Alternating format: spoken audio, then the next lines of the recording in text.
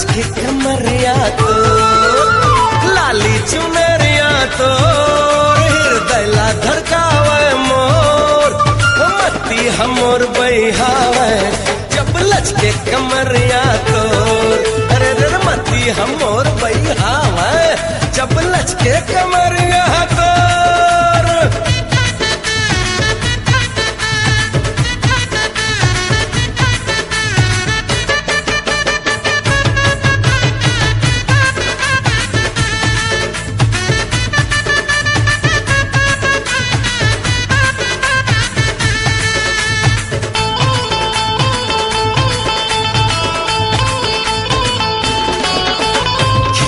कमल कस तोर मुस्काई अंग है ताज महल है वो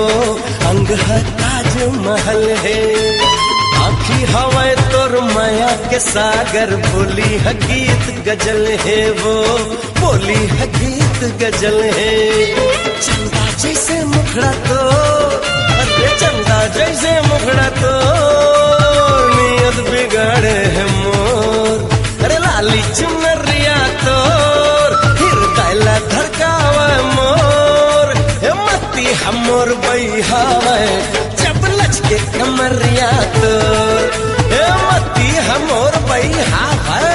जब लचके कमरिया तो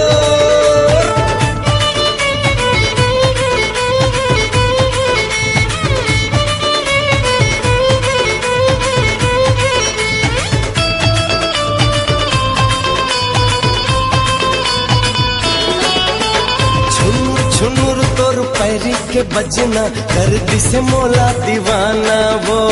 कर दिसे मोला दीवाना चारों कोती तोला देखो मैं हाँ का मुँह डरे बताना वो का मुँह डरे बताना चांदी असन काया तो चांदी असन काया तो चुंदी हवे घन घोर अरे लाली चुनरिया तो धड़कावे मोर मत्ती हमोर बहावे